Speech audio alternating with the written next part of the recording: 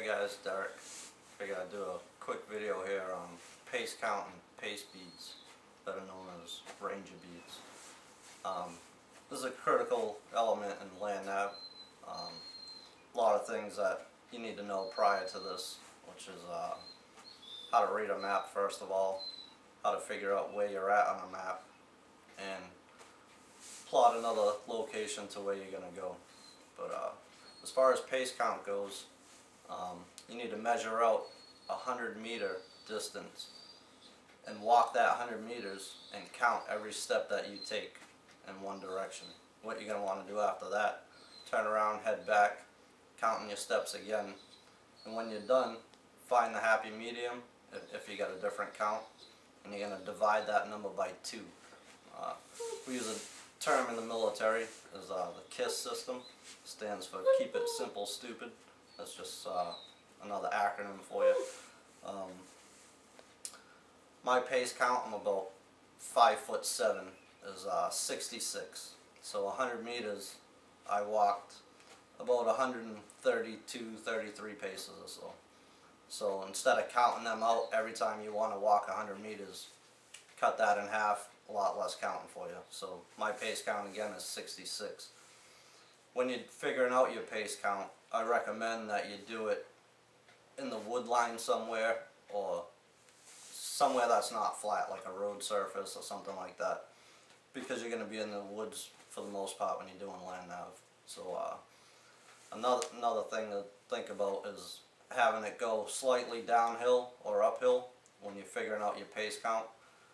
A lot of people might think that when you're walking uphill, your pace count's going to shorten, you're taking smaller steps. It's actually the opposite. You over-exaggerate, people tend to do, and it's opposite. When you're going downhill, you're actually taking shorter steps, choppier steps to slow yourself down. So just something to think about there. Alright, so knowing where you're at on the map, what I touched on when I do land nav is using a compass. I really don't use a compass unless it's at night, or if I'm in the middle of a thick forest or something and I need to shoot an azimuth and follow that azimuth to where I'm going. So that's better known as dead reckoning. So when I'm using my compass for dead reckoning, I'm going to use some pacing beads as well.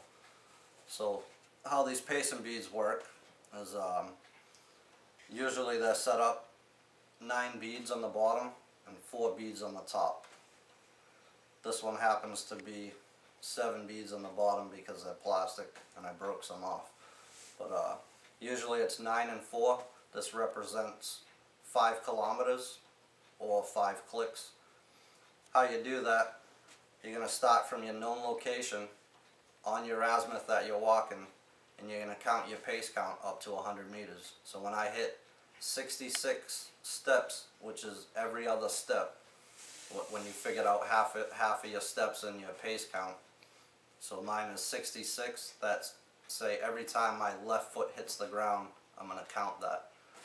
So when I get to 66, I'm going to pull a bead down, that represents 100 meters, and 200, 300, so on and so forth. Once you get to the 9th bead, you count another 66 steps, another 100 meters, you're going to pull one down from the top. That represents 1 kilometer, or 1 click. Then you're going to take these beads, push them back up, and you're going to start over. 1 through 9 again. Once you get another 900 meters, count out that other 100, pull another bead down. You've now walked 2 kilometers, or 2 clicks.